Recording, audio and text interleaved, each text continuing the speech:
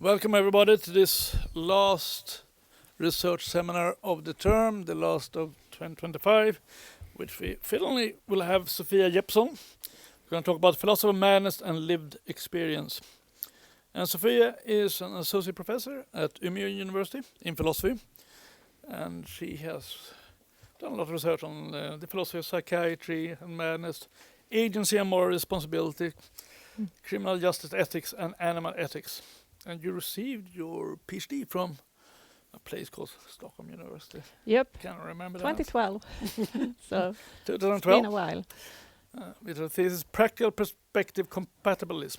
It's about freedom of the will. And you also worked at Stockholm, but also at Gothenburg. Mm-hmm. You also had a kind of a little bit of a breakthrough this year because you came out with this kind of a techno-fantasy novel, Kugghjulssjälar, which was called in one review I read, what was it, body High horror? class body horror. Body horror på den högsta nivån. Something like that. That's very good. Anyway, this is a subject that is of increasing interest in the philosophical community, but should be also outside it. The floor is yours. Thank you. Philosophy of madness and lived experience. Right, and here it comes. Title also, and Umeå University. Okay. So, I was asked by Oxford University Press to write a chapter about philosophy of madness for the forthcoming Oxford Research Encyclopedia of Disability Studies. And I just got an email that it's now actually in production. Everyone has written a chapter for like a handbook or encyclopedia of some kind. Know that these things can take time, but now it's actually on. And I thought this is a pretty daunting task, being asked to write an encyclopedia chapter that this was in the instructions. She'll stand the test of time, but like in a pretty new and burgeoning field. So I asked some friends and colleagues, Zsuzsanna Chappell and Paul Lodge. Paul, in the end, didn't have the time to join us, but it felt really good to have a co-author. And the chapter definitely became much better than if I had tried to just write it myself. Still a daunting task, but we did our best. And in the chapter, we do have some definitions of madness and related terms, which I will also start off with. And I think for a lot of people, it might initially just sound weird to talk about madness. Isn't this like a bad word? Unscientific? Isn't calling someone mad a slur? Shouldn't we just use proper psychiatric terms? And I will come into that. Anyway, with these definitions, we try to capture, like, because people use these words in all kinds of ways, and we try to latch on to ways in which these words are already used, sometimes by some people, in ways that are like useful and fruitful for the discussion, and use that as a basis for definitions. So, wait a minute, perhaps I shouldn't walk around because there's like a camera aimed at me. I'm allowed to walk around. That's nice because I'm used to it. Not so much. Okay, I'm going to go back. I'm going to stick here. Stick to this place. Okay. So anyway, mental illness. This is drawing on some work mostly in sociology, on the concept of illness in general. We think this can be usefully defined in a phenomenological way as a kind of experience. It's negatively valenced, and it's an experience of dysfunction or disruption in one's relationship to one's own mind and or body-mind, and or the external world. But like an experience of sort of dysfunction and disruption. That's illness, and then this can also be mental, in which case it's mental illness. Mental disorder we tie to official diagnostic systems and to psychiatry. It's what you're diagnosed with by a psychiatrist. Neurodivergence is characterized by a positive, neutral, or mixed valence, at least not thoroughly negative, and also as being more or less permanent. Madness is pretty broad. It can have any valence, be permanent or temporary, and overlap more or less with psychiatric diagnosis. And it can be used both when talking about phenomenology and experiences, but also as a political identity by activists. And one reason people identify as mad and use this term instead of just sticking to psychiatric terminology is precisely because it's broader and more fluent and can encompass a whole breadth of experiences in a way that a sort of strict official psychiatric diagnosis perhaps can't. Also, it kind of leaves it open to which extent you think current diagnostic systems are valid and so on. But it's also fairly common to identify with one or more of the above. For instance, Robert Chapman, an English philosopher we cite to some extent in the chapter, identifies as neurodivergent because they have autism, and also as mentally ill because they also have PTSD, and they think that's a mental illness. People can also think that what is one condition from the perspective of psychiatry includes both, say, neurodivergence and mental illness, or some others of these. You think of what to a psychiatrist is just different symptoms of the same thing, as some of them might be a divergence, some of them might be an illness, perhaps all of them can be encompassed by the term madness. So we're also talking about the history of philosophy of madness, its relationships to other areas in academia, to literature.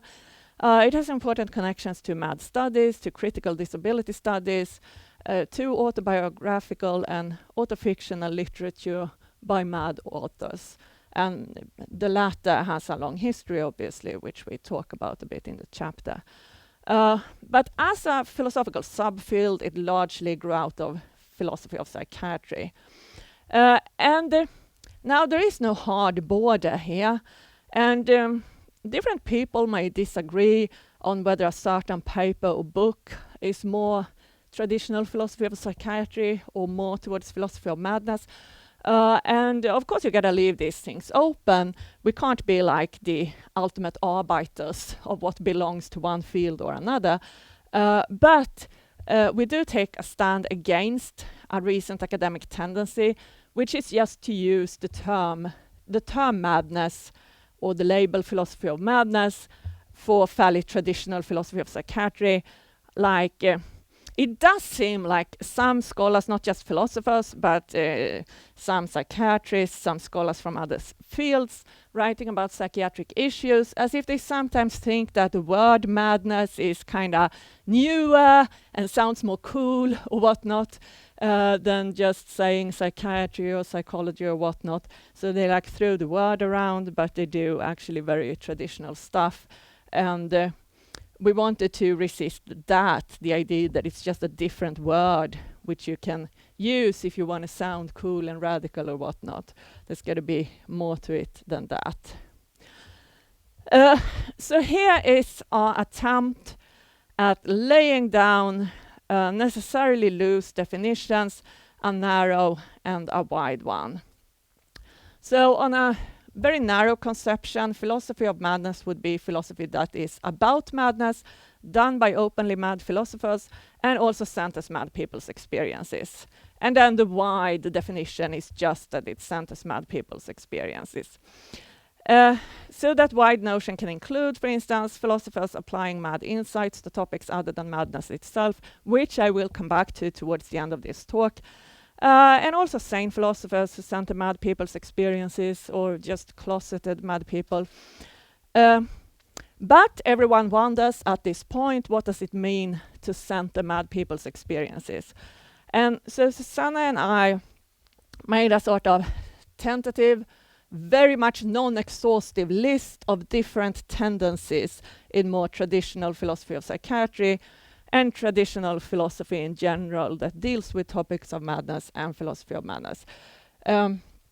So, as I said, this is sort of different tendencies we think we identify and support with citations. But once again, there is no sharp border. We're not the ultimate arbiters of what belongs where. So keep that in mind. And also, this is like longer in the actual chapter than it is in this talk. But anyway, if we're looking at traditional philosophy of psychiatry, it's done from the sort of implicit premise that you've got a sane philosopher who writes for a supposedly sane reader about those people over there, and we discuss them. And I say supposedly because obviously anyone could be mad in secret or just not draw attention to it. And of course, the audience for any philosophy paper or book is comprised by all kinds of people, only joined by the fact that they are interested in philosophy, interested enough to read this stuff. But there is always this sort of us and them formulation. You always talk about mad people as them, as those people. And once again, this can be done in a very sympathetic voice. The author can be like, oh, these people and their plights, blah, blah, blah, and address themselves to an audience who is also supposed to be sensitive to mad people's plights and problems. But even so, it's always formulated in this sort of us and them language. So there is this implicit assumption that the author might not even be aware. They might not even realize that they base their writing on this implicit assumption, but there is an implicit assumption there that mad people don't philosophize, they don't read philosophy texts or attend philosophy talks. So everyone here, in case of like a conference or a seminar, or everyone reading what I now write, everyone is going to be like in the sane and normal group, and we talk about them. That's like the basic question. What are we supposed to make of them? And this approach comes back when philosophers from other subfields, like the philosophy of moral responsibility, which is pretty much where I started my career. Philosophers will ask questions about those people with that diagnosis and these issues. Can they be morally responsible for their actions? Should we hold them morally responsible or not? And once again, this is like so normal and obvious to everyone involved that I doubt that most people are even aware of the fact that there is this assumption at play. But even so, there is this implicit assumption at play that comes out in how they talk and write, that, okay, we are all sane and normal, and we're discussing how to relate to them. So that is like, so this is like in contrast to actually centering mad people's experiences.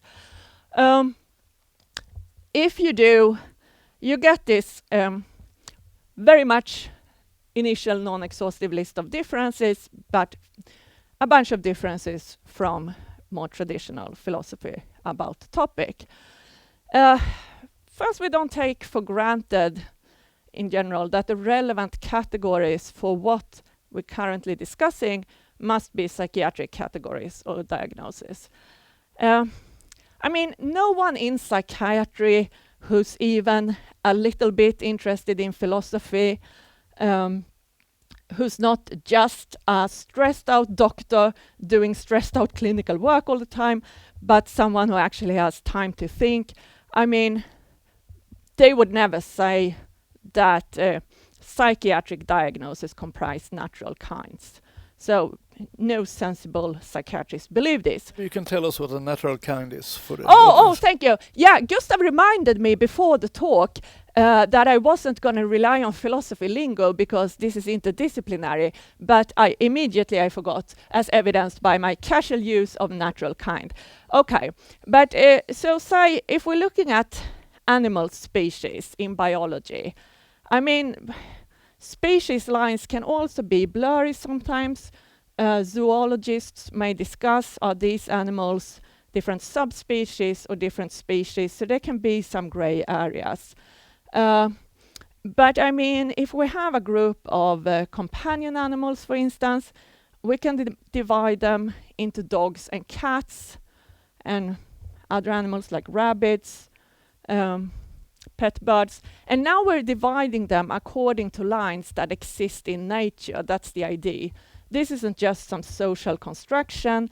There's a line in nature, so to speak, between dogs and cats. And between, say, house cats and lynxes. It's not just something we came up with to draw the line between cats in the woods and cats in the house or whatnot. They are actually different species. There are differences here in nature. But with psychiatry, then all the diagnoses basically exist on a scale. Basically, if you have enough of these difficulties, if you have these symptoms to a certain degree and so on, it's basically all scalar, then you might fulfill the criteria for a diagnosis. And there are also blurred lines between diagnoses, between different diagnoses, as well as between those who fulfill the criteria for a psychiatric diagnosis at all and those who don't.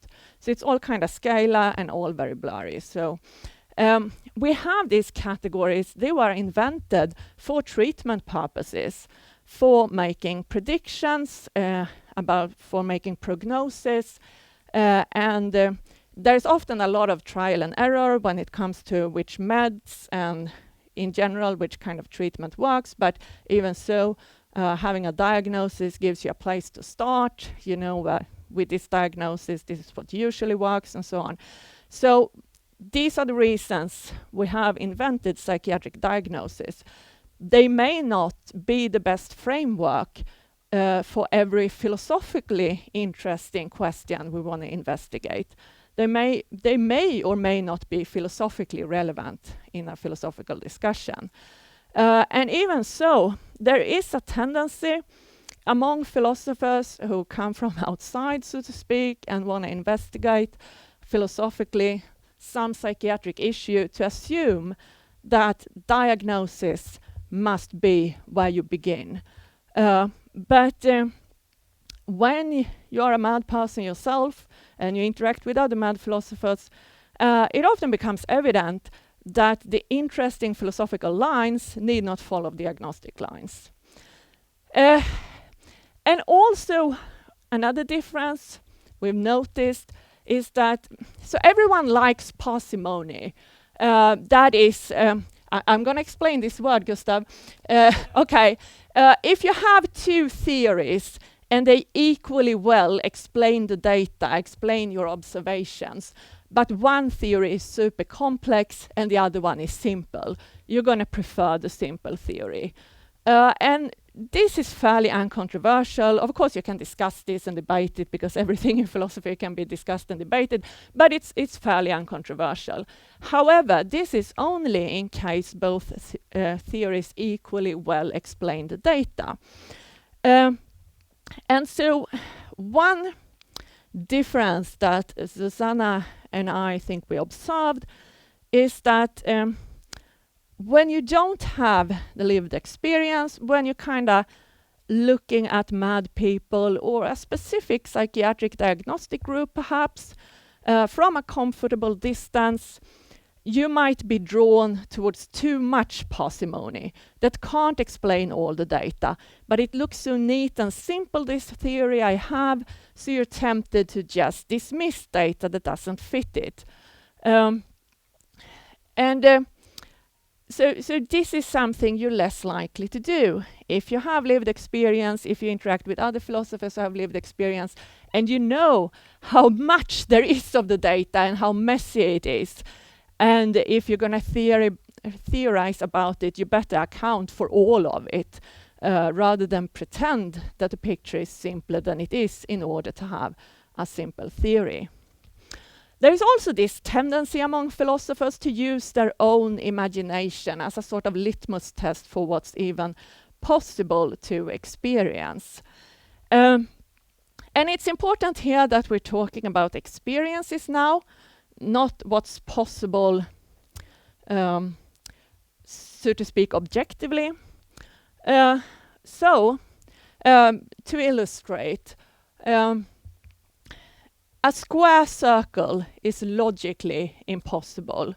I mean, I'm sure there are some philosophers somewhere who argue against this claim too, because everything is controversial in philosophy. But let's just agree that a square circle can't exist. It's logically impossible.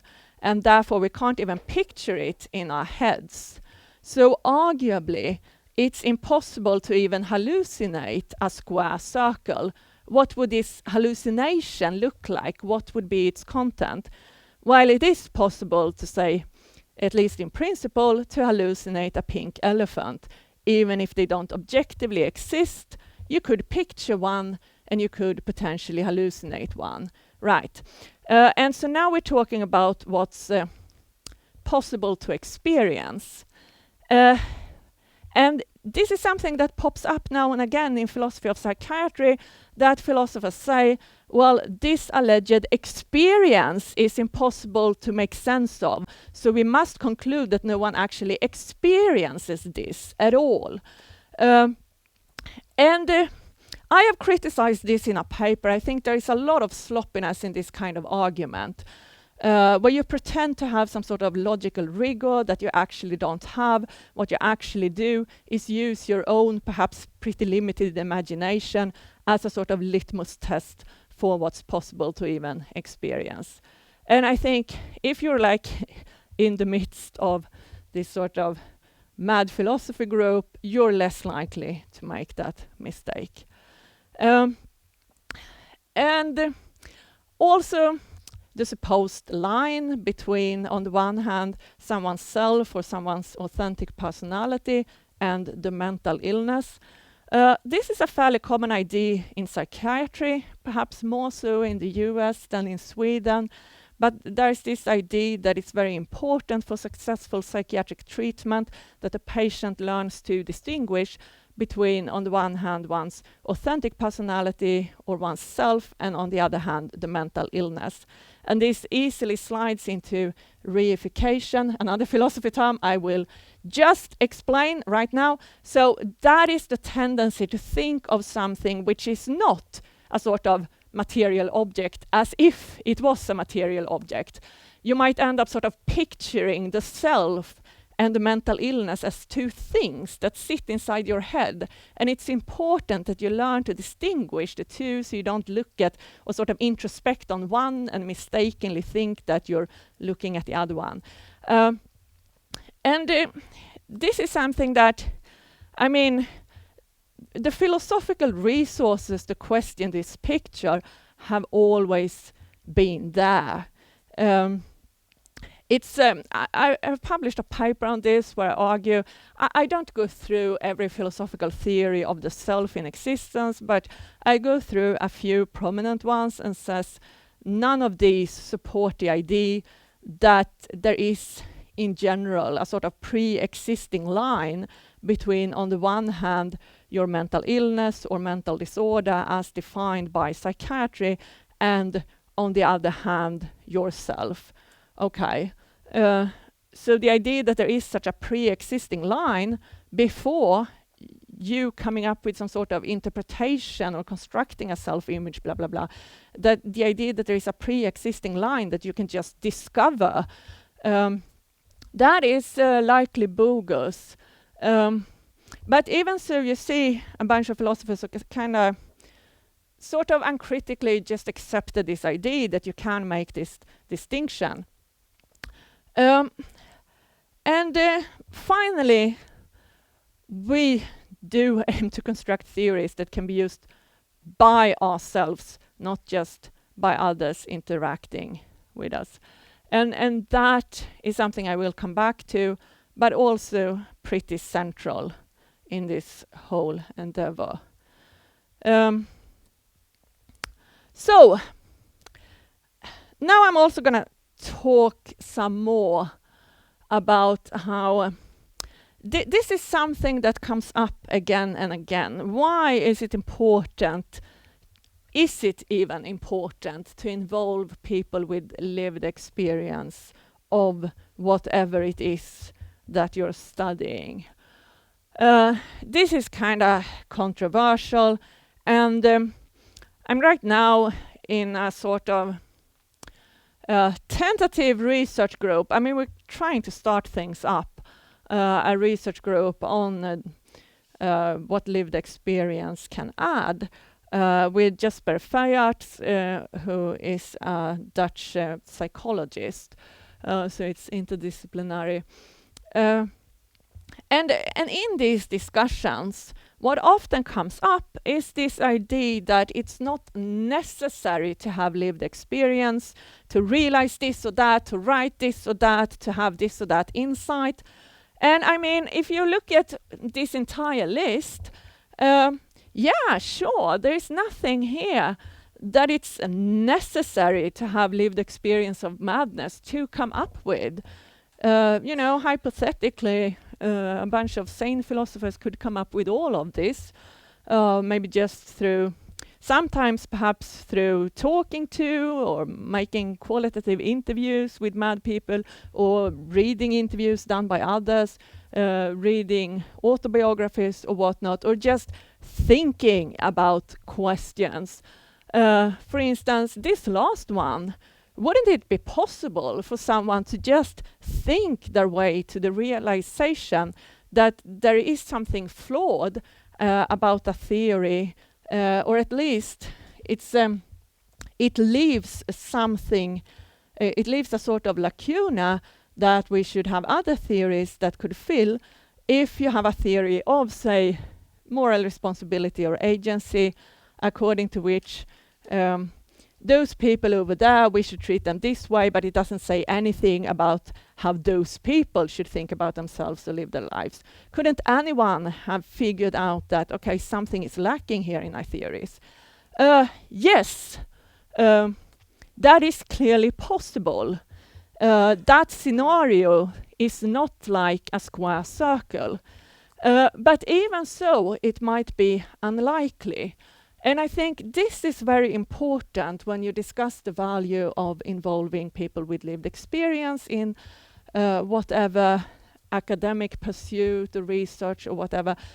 We shouldn't just fixate ourselves on whether it's necessary, like in a very strict sense, to involve people with lived experience to get certain results or insights or whatnot.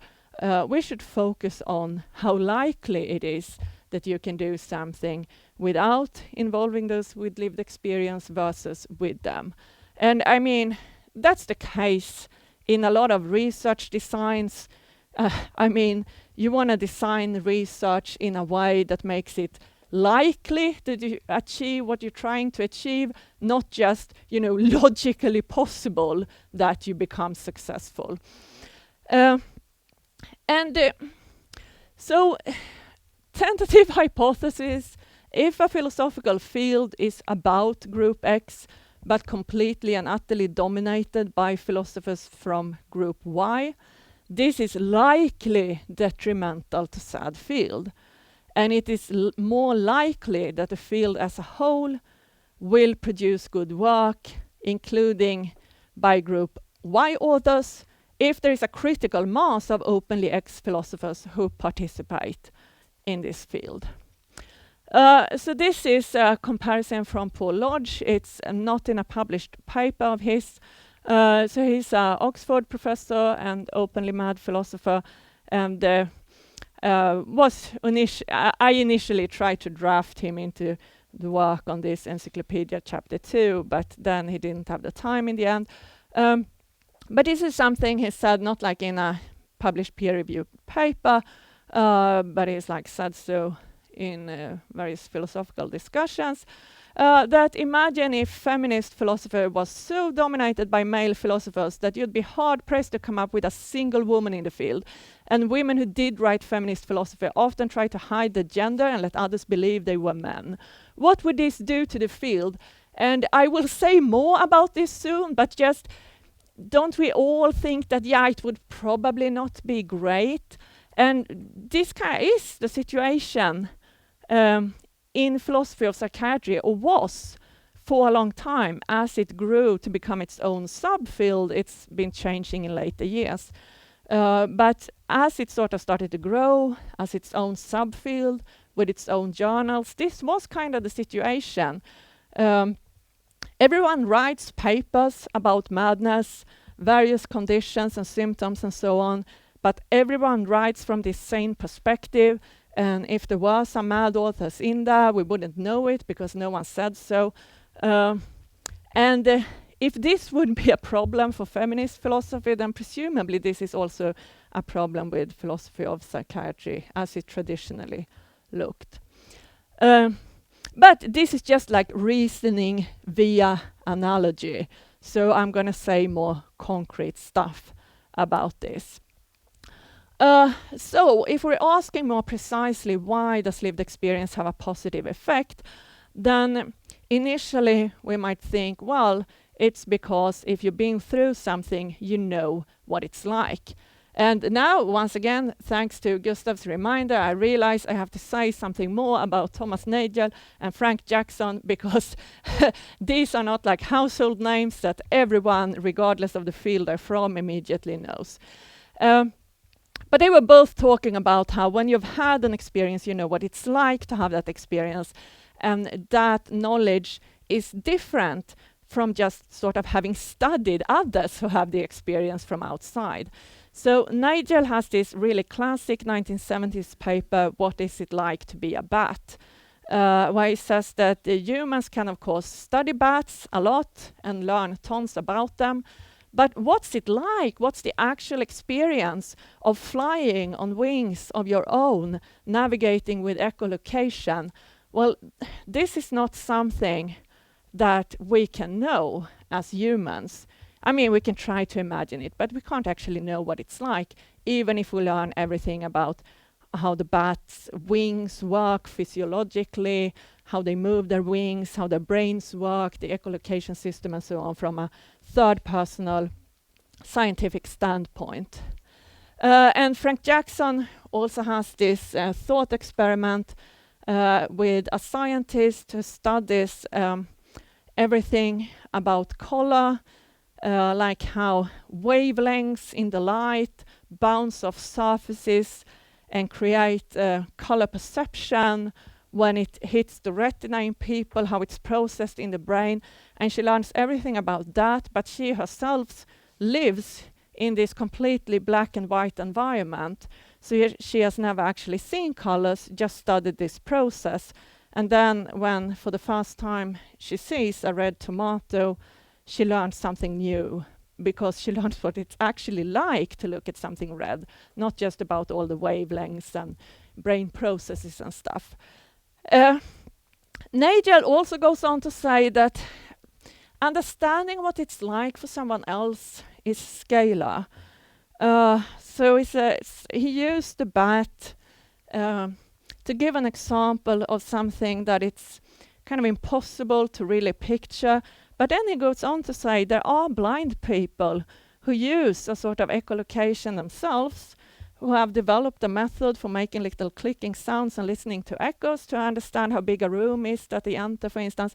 And he says if you're blind and you're used to doing this, you can probably better imagine what it would be like to be a bat with a fully developed echolocation system, and so on. So he thinks this is scalar. The more similar you are to someone, the more similar your experience is, the better you can understand what it's like for them. If it's very different from anything you've been through, then it's more difficult to understand, perhaps impossible at the edge case. And now, this is already discussed to some extent in the clinical literature. There's also a paper by Roy Dings, who's a philosopher but does a lot of interdisciplinary work, where he connects these philosophical, fairly abstract debates to debates in the clinical literature about the role of peer supporters and so on in mental health care. And so people will say that how similar do you have to be to offer some sort of meaningful peer support that differs from regular support that mental health care staff can give you? Is it enough that a peer supporter is also a psychiatric patient or was one? You need to have the same diagnosis, be of similar demographics like gender, race, age, social class, etc., to really connect and understand what it's like for the other and be able to support them from that position. So you might think immediately that the answer to what does lived experience add is that, well, then you know what it's like. But it is immediately more complicated when you think of how different you might be from other people, even if you're all mad in some sense. And if we zoom in on phenomenology, you might actually really zoom in. So I mean, if you're from the same sort of age group and social class and so on, you might be very well positioned to understand what it's like for someone else in that same group to, say, try to navigate a flawed healthcare system. But then you might still, even if you belong to the same demographics, have the same diagnosis and so on, you might still be fairly different when it comes to how it actually is to experience your symptoms or your odd mental states. You might still be fairly different there. So I did this paraphrase of Tolstoy, the beginning of Anna Karenina. Sane people are all alike. Every mad person is mad in their own way. I don't think this is quite true, but I think there is something to it. Even within the same diagnostic group, there can often be pretty serious differences in phenomenology in the very experiences you have that are non-standard and that made you fulfill various diagnostic criteria. These experiences might be non-standard in fairly different ways, even for people with the same diagnosis. So, in light of all this, once again, why does lived experience have a positive effect on what an academic field looks like? And I think we can say at least these two things. First, as a starter. First, if I have experienced something, I know that it is possible to experience this. And sort of immediately contradicting my Tolstoy paraphrase a little bit, I think, and this is also something I say in a bunch of papers, maybe I'm atypical, but likely not completely unique. So what I'm saying about my own experiences likely extends a little bit, at least, beyond just my own single case. And once you know that something is possible, then you can do the philosophical work of also explaining it to others, right? And so I think this is one thing that makes a difference. If you don't have that input from lived experience, you might first initially intuitively think that this sort of experience that some psychiatric patients seem to describe, it's so weird, I don't think anyone actually experiences this, and then you kind of look for arguments to support this. But if you know firsthand that, okay, I've actually had that experience, so clearly it's possible to have it, then you can instead do the work of showing okay, there is no logical contradiction here or anything. Hypothetically, sane philosophers, could learn as much by doing, for instance, qualitative interviews or reading autobiographical texts not just snippets of testimony, like a lot of philosophers are very fond of analyzing. There is like so much literature, for instance, on thought insertion that analyze a single snippet from one patient testimony, where a patient suffering from thought insertion said, let's see if I can just quote it from memory because it's all over the literature. It's just like my thoughts, but they aren't. They belong to this other chap, Charles. And like this is just a snippet. You can't make anything out of just one sentence. But there's like so much literature where philosophers just analyze this and try to like unravel what it's like to experience thought insertion, what this phenomenon is from like this snippet. And of course, with just a snippet, it's very easy to like project your favorite theories on this one sentence. But like hypothetically, all these philosophers who has analyzed this little snippet of a testimony back and forth for ages, they could instead, read longer texts, do qualitative interviews where people try to explain at length, and you can ask follow-up questions and so on. And they could learn that a lot of experiences that seem really weird for them actually are possible, that people, and I mean, there has been empirical research done on some symptoms that show that when you talk to people at length, people who have the same symptom written down in the medical records can often have had actually pretty different experiences. So, I mean, hypothetically, you could learn all this from just, reading and talking to people.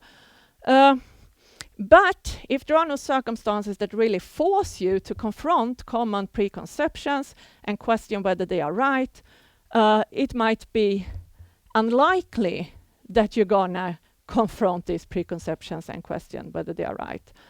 But if you have experiences yourself that don't fit with them, then you're kind of forced to confront them and question them. And this also ties into the need for a sort of critical mass. Because, a lot of mad people are quite different from each other. But now we're seeing more like conferences about philosophy of madness, mad collaborations, and so on. And then when you also interact with others and you all talk about your experiences and problems, then many points become just evident and many questions sort of pushed on you. So you can't just sort of rest content with all the usual preconceptions. But this is also why it's important to have this sort of critical mass of sprawling and diverse lived experiences. So I think these are reasons why it helps to improve a field, that you have a field that discusses, say, group X, that you also have a lot of X people in that field. Finally, there is one thing we do have in common, even as different as we are, which is that we can't just walk away from ourselves. And of course, this is true of all people, regardless of whether you're mad or sane, neurodivergent, neurotypical, if you have a diagnosis or not. It's a general truth about people that you can't just walk away from yourself. And this kind of ties back a bit to my temporarily distant doctoral dissertation, which was not at all about psychiatric issues, but more generally about free will and moral responsibility.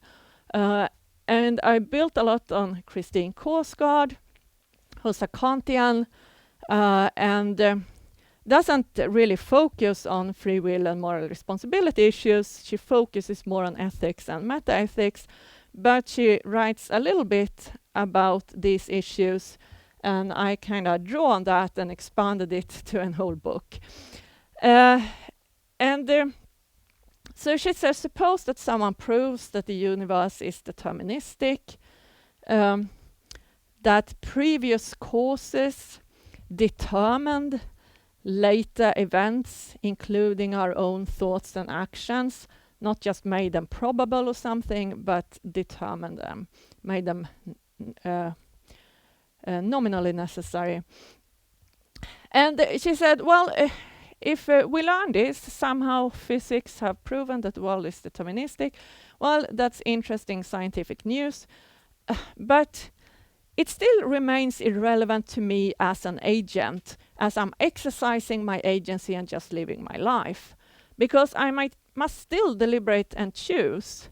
Like, it's still the case that if I get an email from IFFS asking me to do this talk, then I have to consider, okay, do I have the time? Can I fit it into my schedule? Do I want to go to Stockholm? Okay, and then I answer yes. I mean, I can't just sit there, look at the email, and wait for the laws of nature to make a decision happen, because then I'm going to end up just sitting there and stare. And this is sort of a general truth about people. It's not about psychiatry or various diagnoses, madness or neurodivergence. Korsgaard also talks about it as a general point about people. But it is also very relevant for these madness discussions. Person A might say about person B that, okay, because of your condition, you're not a rational agent, you can't be responsible for your actions. It's just your mental disorder making you do stuff or whatever, and write them off. But B can't similarly write themselves off. B's condition might make things hard for them in various ways, might require particular strategies on their part, but it can't just be like, okay then, I'm just going to sit here and wait for my mental disorder to cause me to do things. I mean, you still got to live your life and handle it in some way. This is stuff that I've written about, also English philosopher Elliot Porter. So Porter has written about being bipolar with pretty stark swings between manic and depressive states that also deeply influences his values and what seems important and worthwhile to do. And of course, this makes any sort of long-term project, having a career in academia or otherwise, having relationships, it makes all of this very difficult. Well, like 1 week you think that A is extremely important and I gotta do everything to pursue A. And then the next week you're like, A, completely useless, I'm gonna do B, or I'm gonna do nothing perhaps. This makes things very difficult. And he says, like, a person like him, most traditional philosophers of agency and moral responsibility would probably just say, okay, if your values shift to this extent, then you can't be a rational agent, you can't be morally responsible, too bad. So we are not going to hold you morally responsible.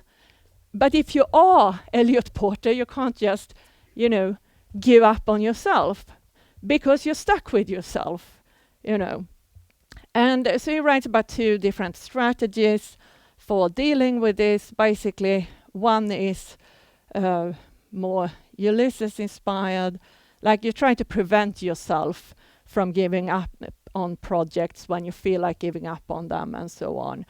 You try to make it difficult for yourself in advance to change later on. Another strategy is to try to arrange your entire life to allow for a lot of flexibility and for jumping back and forth between projects, between hobbies, perhaps even between which people you spend time with, which is a strategy that is not possible for a lot of people, because you got to have relationships with people who are okay with this, you got to have a career where this is possible.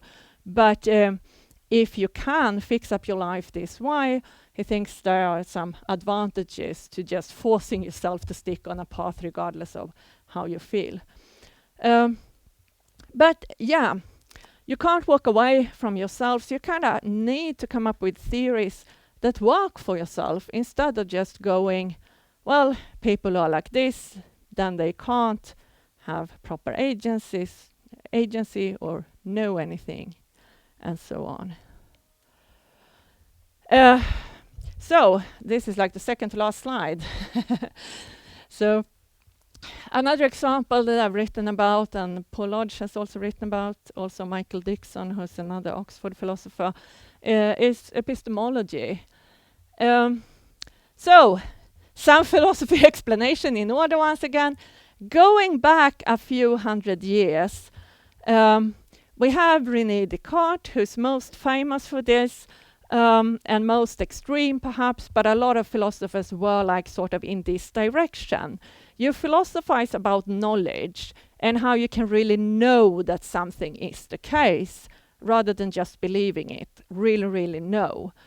And Descartes famously thought that you gotta start to, like, as a sort of thought experiment, just doubt everything in the whole world and then see what you can prove without a doubt, and then sort of build every new piece of knowledge on this completely secure base. And most philosophers during the Enlightenment and so on were not quite this extreme, but there was still this sort of ideal of the lone thinker building a system of knowledge from scratch. And that is generally not how philosophers do epistemology or the philosophy of knowledge nowadays. You generally assume that we must start from quite a big basis or we won't go anywhere. So hinges, that's a Wittgenstein term, but basically stuff that's so obvious that it can't even be debated, we just accept it. And we're talking like super obvious stuff. Like you can't make a list of all the hinges, but just there's like no exhaustive list. But just give a few examples just to show how basic these ideas are that we're talking about, ideas that you can't prove, you just gotta accept them. For instance, that the world is old. So it's not the case that we all came into being a second ago, complete with fake memories of having lived long lives. It's old. We are like relatively old, we are years old, we're not just a second or 5 minutes old. It's like this level of basicness. I'm a human made of flesh and blood, and so are you. Like, we're the same species. We all have thoughts and emotions. I know this firsthand, but you have it too. You're not like sort of zombies or anything. Like this level of basicness, a lot of philosophers say now, we all just accept this unquestioningly, and we are right to do so. Because if we didn't accept ideas this basic, just accepted them, then we can't even build a system of knowledge. I mean, most people think that Descartes failed in his attempt. He needed to use God as a crutch to like prop up the entire system, because you can't actually build anything from a basis as slim as his. There are philosophers nowadays who formulate this in less Wittgensteinian, more scientific terms, like we can rely on properly functioning cognitive and perceptual faculties and use that as a starting point when building a system of knowledge and so on. And when people give anti-skeptical arguments then, arguments against the idea that we can't know everything, we can't know anything. I accidentally said everything. Obviously, we can't know everything. But there is this like old idea from that goes back to antiquity. Skeptics who say we can't know anything at all because we can't have a sufficiently secure base for a system of knowledge. So we can't actually know anything. We can just believe a bunch of stuff, but we can never know. And arguments against this kind of extreme skepticism in philosophy today are basically always directed at a sane audience who already have this sort of strong pre-theoretical natural trust in reality. Yeah, like of course I'm a human made of flesh and blood. Of course you are too. Of course you're not zombies. Of course I'm not dreaming or hallucinating. I'm really standing here at IFFS and giving this talk. The arguments are directed at people who spontaneously think this is all very obvious, and then the arguments are intended to prove that you are right in thinking this is obvious. You don't have to prove everything from the ground up Descartes style. It's fine to take stuff as basic as this for granted and only ask for evidence when we're at a slightly higher level than like I'm made of flesh and blood and I'm not currently asleep and dreaming. But if you are, so to speak, unhinged, I mean, I think this is a funny pun, and I thought I was the one who came up with it.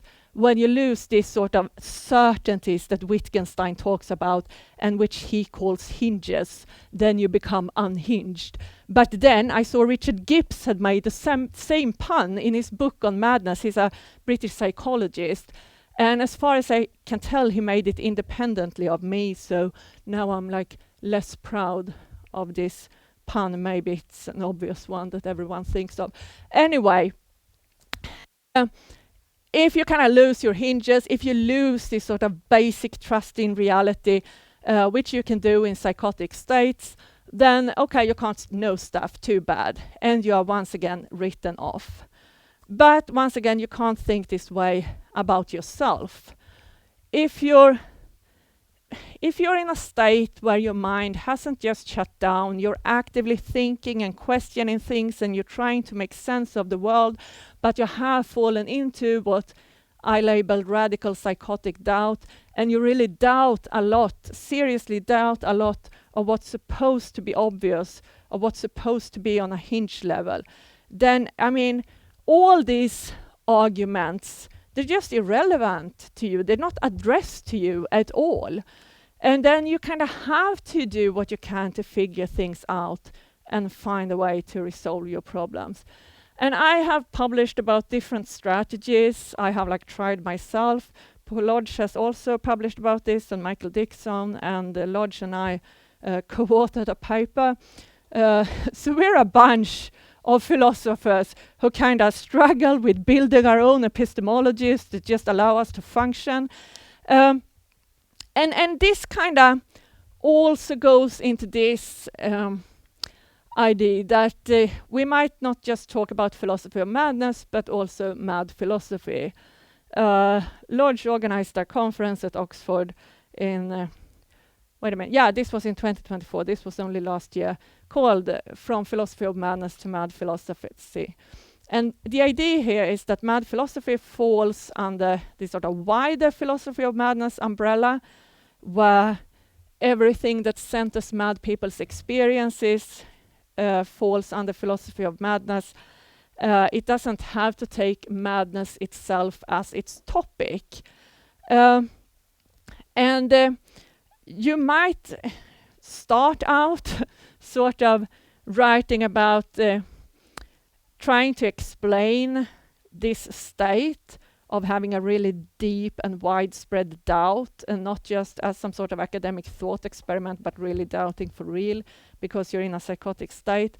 But then when you go on and talk about implications for the wider epistemological debate, I think it was really under-recognized, for instance, that typical modern anti-skeptical arguments have a specific audience they're aimed at, namely an audience who have this strong pre-theoretical trust already, and then the arguments say this is fine, this is not irrational.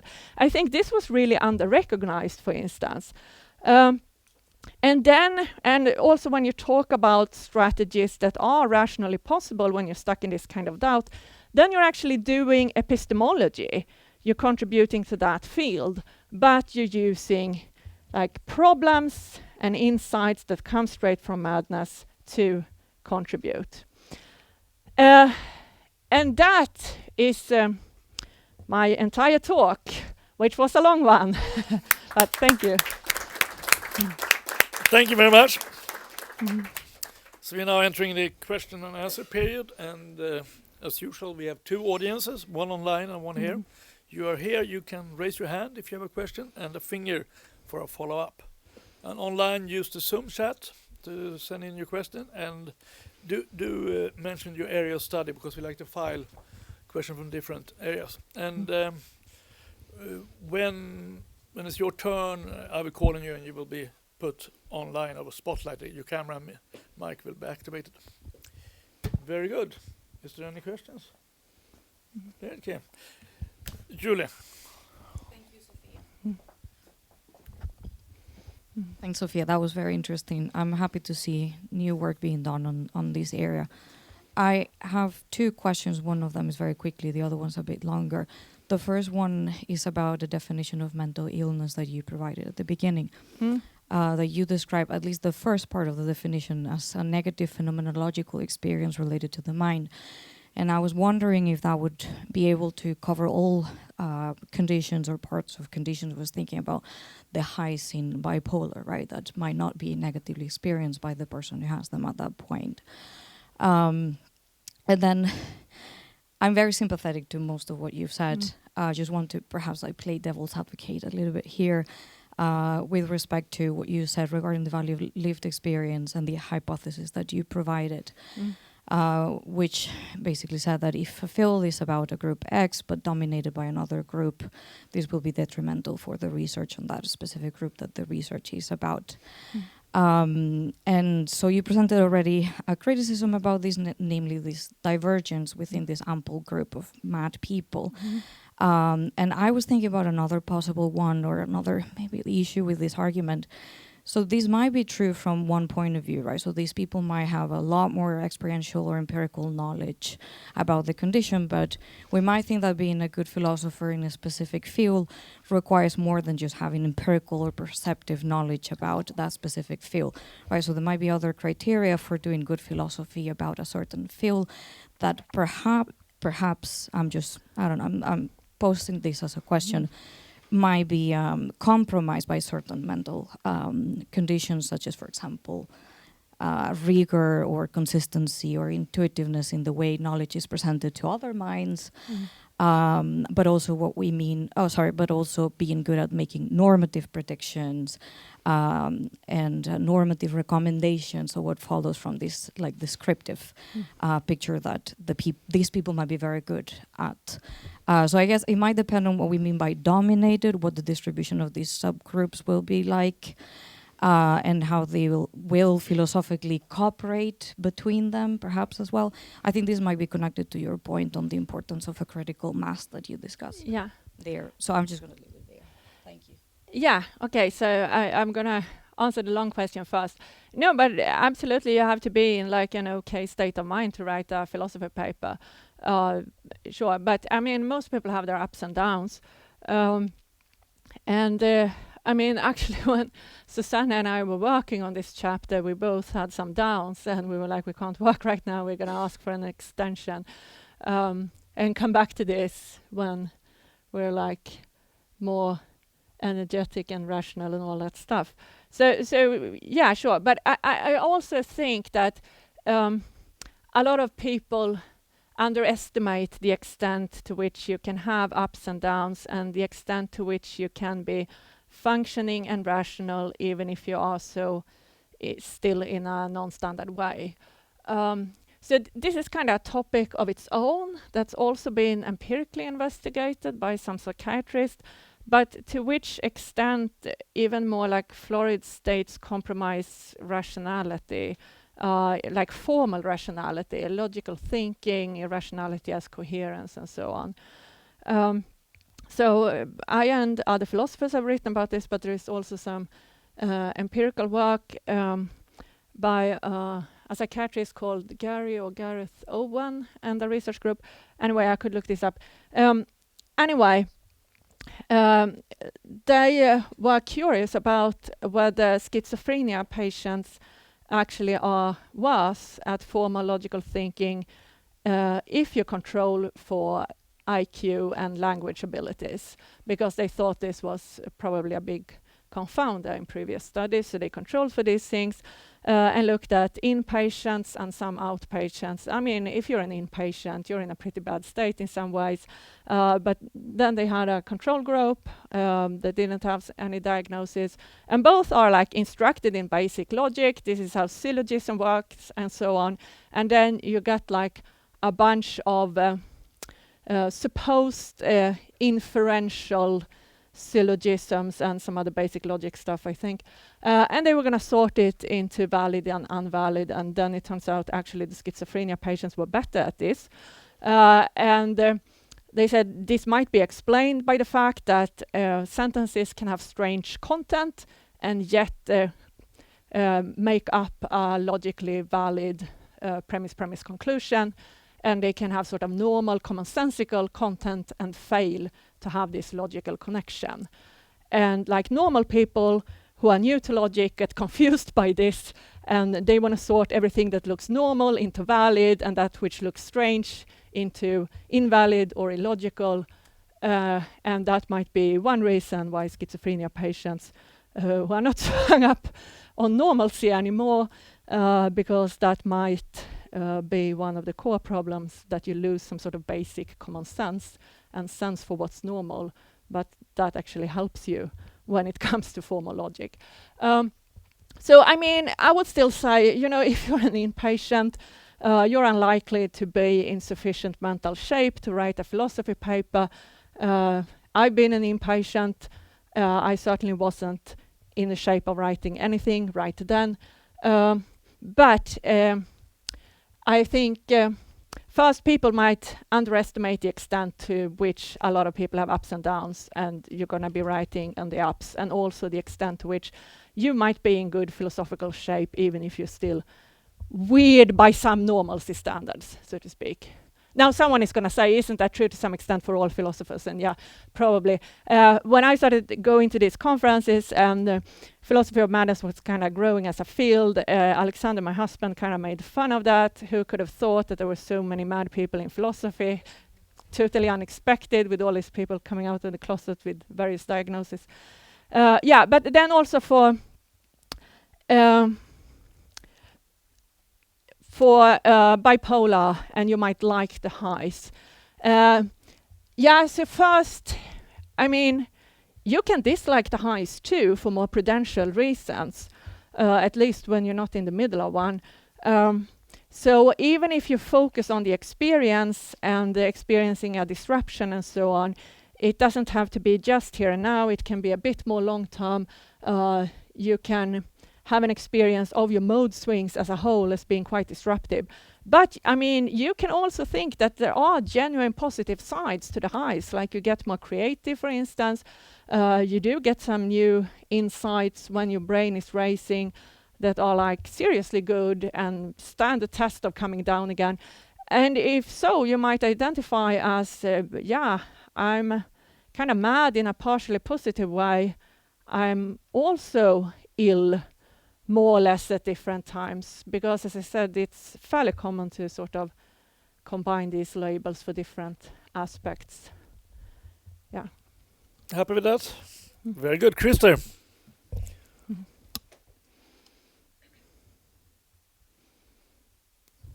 Okay, sorry. Thank you.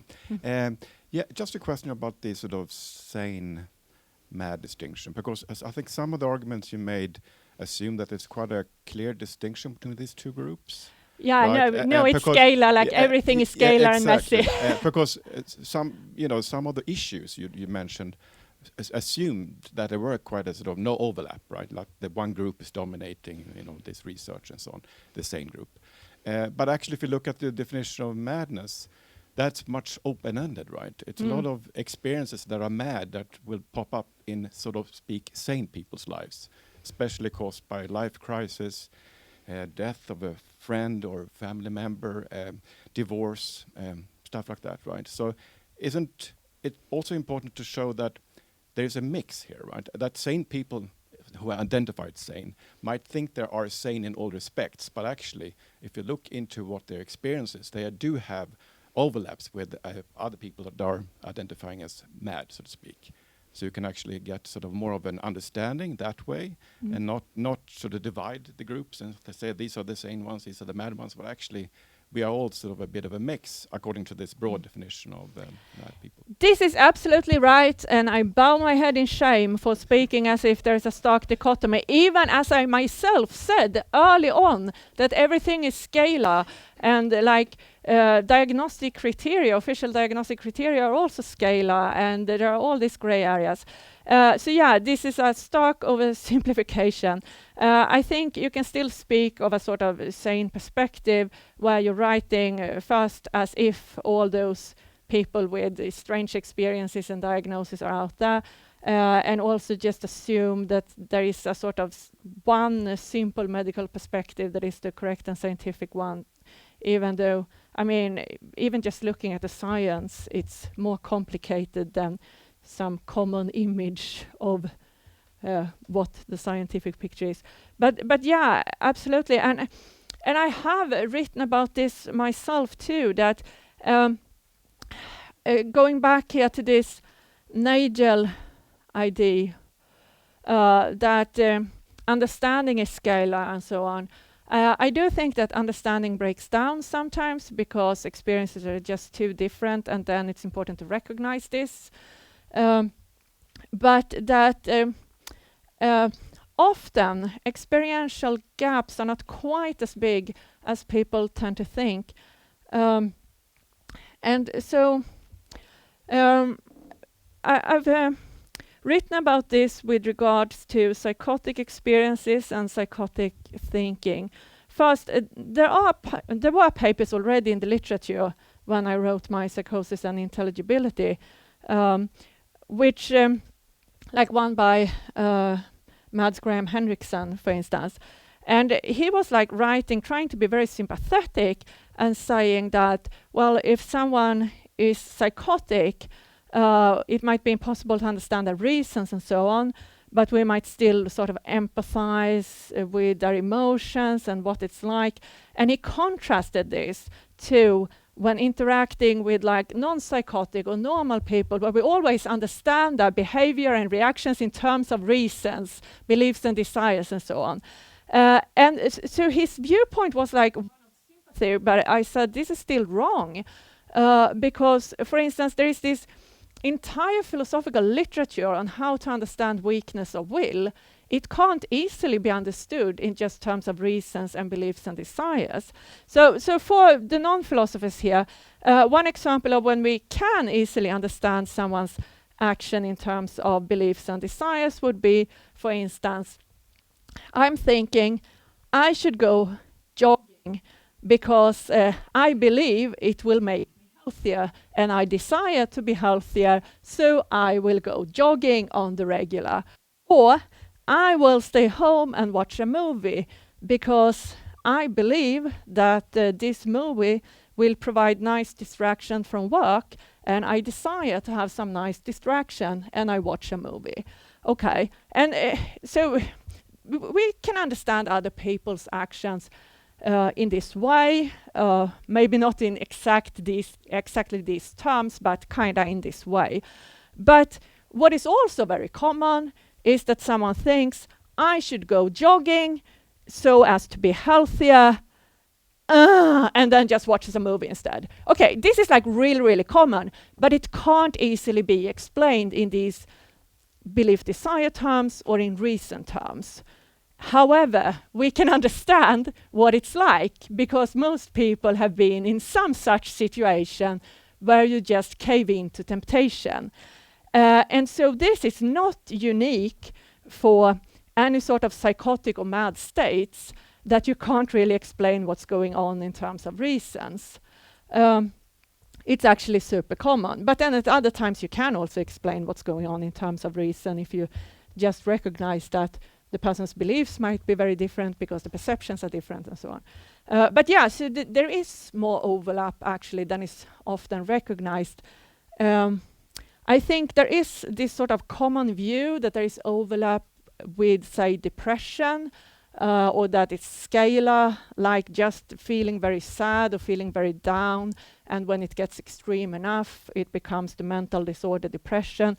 But people still think there are sort of stark borders between, say, being psychotic or non-psychotic, but empirical research and just a lot of philosophers' experiences show that there is more overlap there too.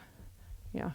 Happy with that, Christer. There are 3 follow-up questions on this one. Katarina first. Thanks. Yeah, so this is a follow-up question on this idea of there being an overlap, that we're all kind of a bit of a mix when it comes to sane and mad experiences, and we're like on some kind of spectrum. And I do agree when you phrase it like that, that we are on this kind of spectrum when it comes to lived experiences. We can all kind of fall into these kinds of states because of things happen in your life. But then I think there's also maybe one difference that might be important, and that's the difference of having also lived experience of like the psychiatric system of psychiatry, of like being diagnosed and these kinds of things, which many of the people we consider sane lack, but many of the people we consider mad in this kind of more dichotomous way have. And then I'm kind of thinking that, and I don't think you appealed that much to it in your talk, but maybe you want to say something more about that, that there might be an epistemic advantage here. This kind of goes back to this kind of standpoint theory thinking, and epistemic from having this kind of double vision, that you have this, you can see the kind of predominant ideology in the oppressive system, if you want to frame it in that way, and that would be kind of the psychiatric way of kind of structuring and explaining all these kinds of conditions.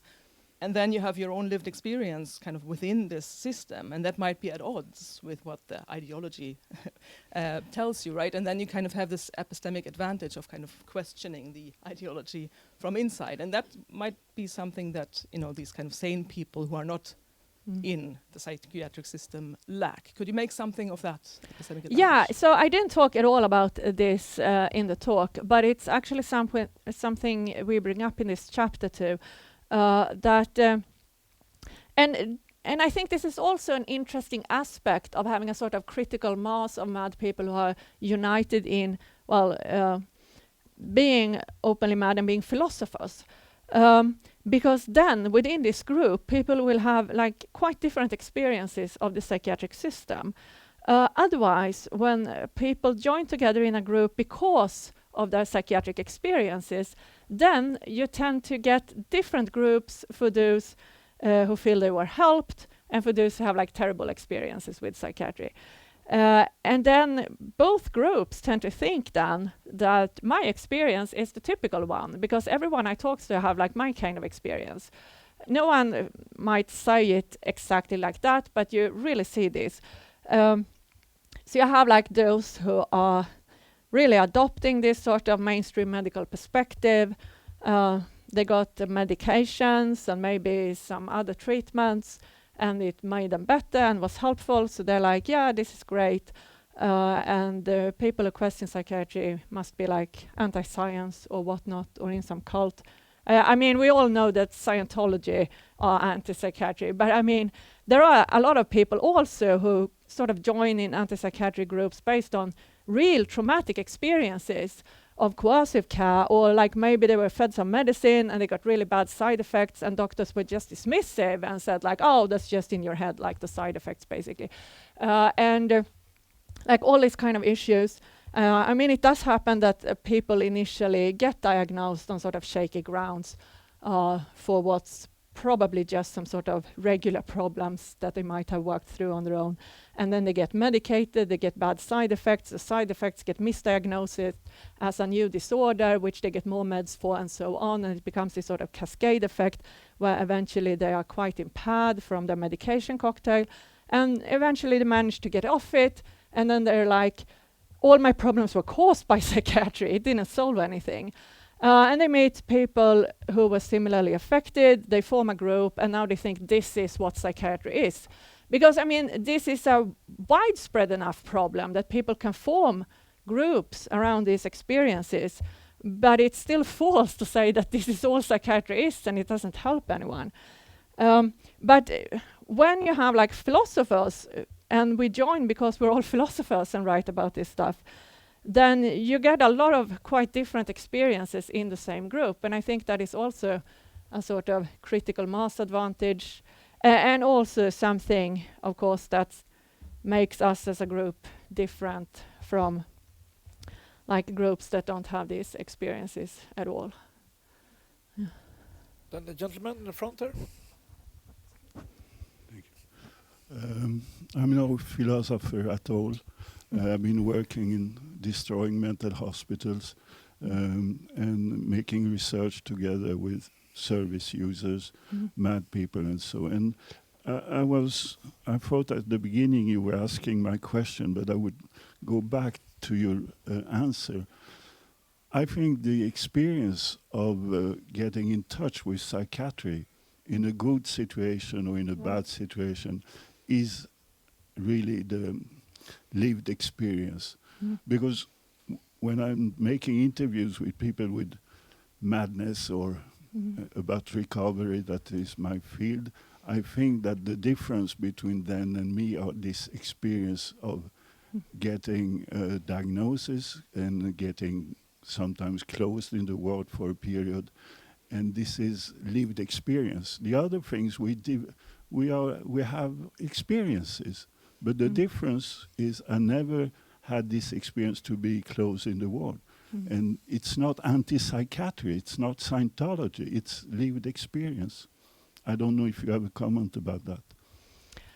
Yeah, so as the most important, or like the lived experience, I don't entirely agree, because I have struggled so much myself with doubting what's real or not. This has really been a problem in itself, and I have lived through like lots of terror that came with various psychotic states, and this has been a massive problem in itself for me, apart from the psychiatric system.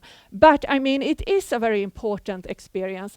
And I think people who don't have that experience might not fully grasp how different it is to go to a psychiatrist compared to another sort of doctor. Like psychiatrists have the power to lock you up and take your rights away in certain situations. And it might be really, really difficult to get out of once you're there. And that was true like in the 1960s when anti-psychiatry started to become like a movement, but it's still true today.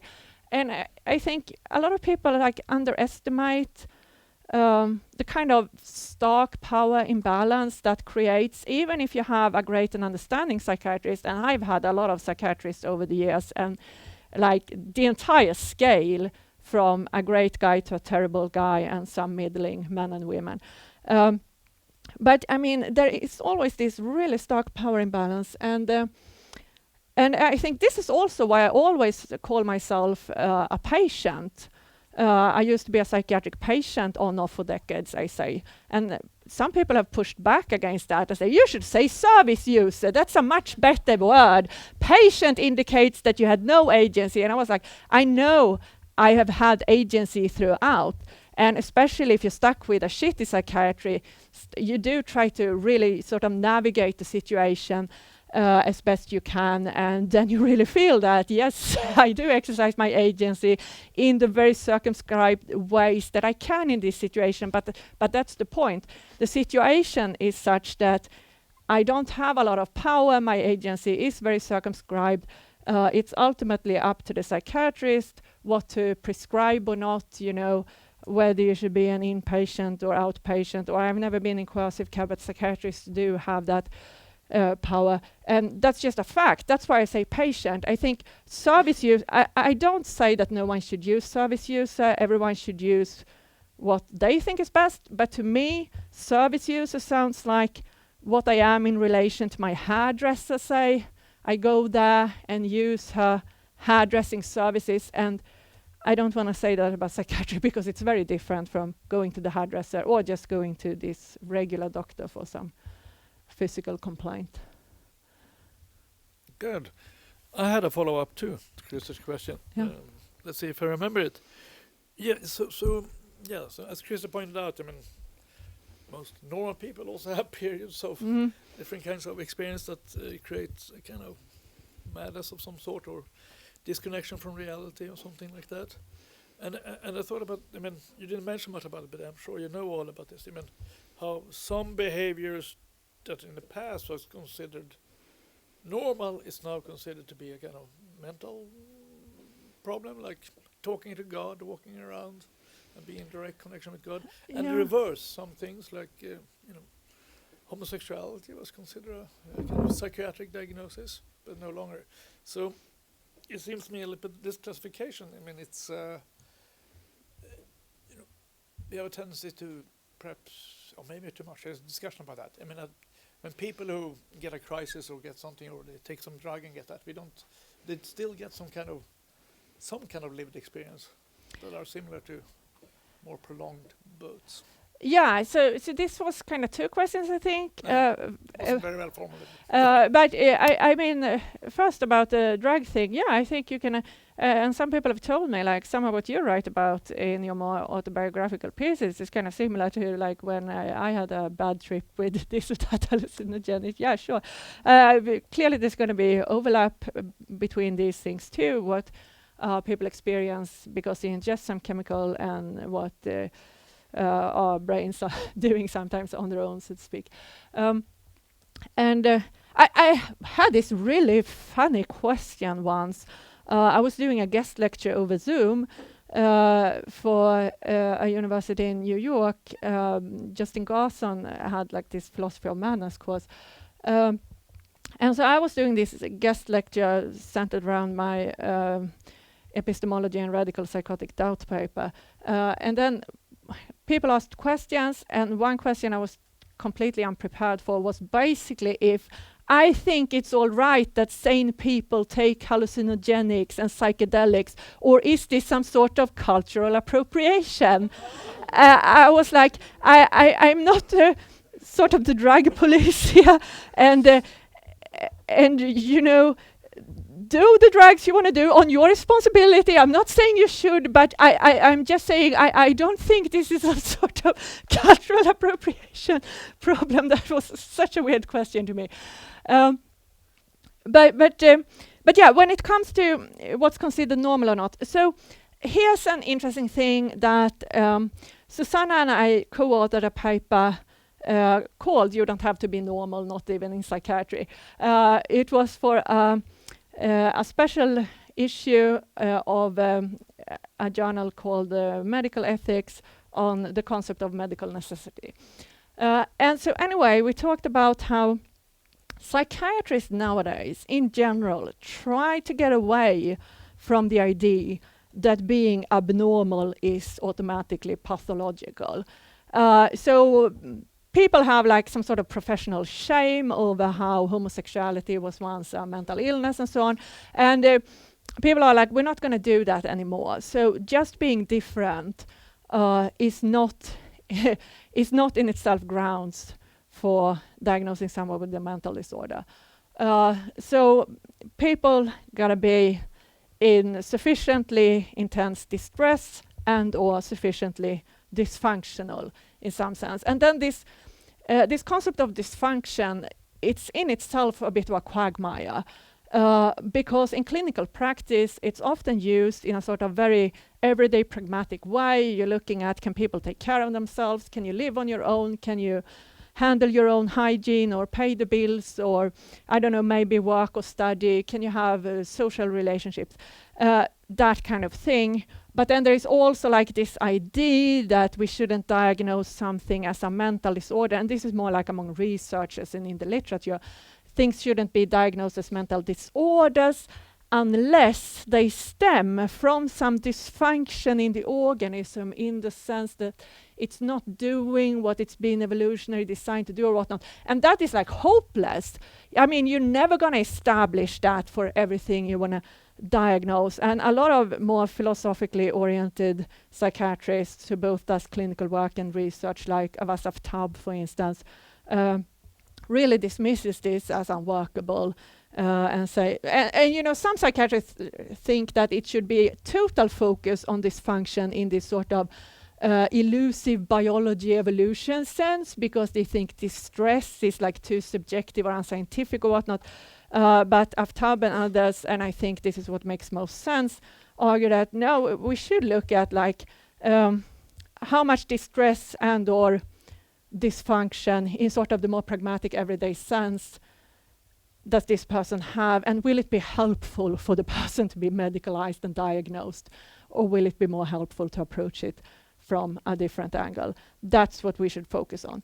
And so a lot of people agree with this in theory, but then Zsuzsanna and I wrote about how in clinical practice people might still sort of slide into some sort of normalizing for normalization's own sake efforts. And we argued that this seems to be like an implicit bias that might be fairly widespread in the field. and gave some examples that seem best explained, we argued, by there being a sort of implicit normalcy bias that people don't explicitly embrace, but it might still be there and influence them. And at least we've been cited now in empirical papers, so some empirical people think this is plausible too, so that's something. Daniel.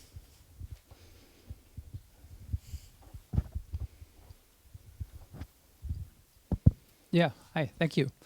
I'm trying to make strong this idea that it's important to have this lived experience, because you mentioned that mad philosophers, they're able to do philosophy in phases when they are not maybe that mad, or how one would phrase it. But I guess that, in a sense, it means that those are kind of moderately mad. So there might be more extreme cases that are not able to do philosophy. And I'm wondering, like, whether they are captured by philosophy of madness, if like their experience is not part of, no input, strictly speaking, to the philosophy of madness. Yeah, so good question. And I think it's very important to remember several things at once here. Several things can be true at once. So first, you can never speak for everyone. Yeah, of course. And this is something we do tend to stress, that we're a very privileged bunch. And it's not just about being able to articulate and write and talk about your experiences. We are also, like most of us, fairly privileged when it comes to just a social position and so on. You have a job where you can explore these things. A lot of us, so Zsuzsanna doesn't have a stable job. She's like a so-called independent scholar, but she still has some economic security that allow her to like spend time writing this chapter together with me, for instance. And a lot of the people involved, we do have like stable university jobs, so we are very privileged in this sense too, and like we're aware of that. So you gotta throw in caveats and how you can't speak for everyone and so on. But I think it's also important to remember that there is this tendency to make it true by definition that anyone who talks about their experience, they can't be a hard case. So they don't know what it's like for the hard cases. And I was like a month ago or so at an interdisciplinary conference about coercive care in Uppsala. And one of the speakers there, Clara Skogholm, she was there sort of solely in a lived experience capacity. Not like me, who is there like primarily as a philosopher, and then might sometimes mention some personal experience. But she was there to talk about her personal experiences. And she had been so much in coercive care, so heavily medicated also coercively. She was the first person in Sweden who became a coercively cared outpatient when the law was changed so that you could get coercive care as an outpatient too. The coercion didn't necessarily stop when you were let out from hospital. So she was the first person who was in that situation, getting out of hospital, but you're still under coercion. We're still coercing you to take medication that makes you super zombified, even if you don't like it, and so on. And after all this stuff, at like the end of the conference, there's a psychiatrist who worked in forensic psychiatry. And I do think she felt a little attacked, even though no one addressed her in particular. But I mean, there were a lot of talks that were quite critical of coercive care and forensic psychiatry. So she goes up and says, look, no one is talking for the hard cases that I deal with. They don't have a voice here. And I was like looking at Clara and was like, okay, so you're apparently not the hard case.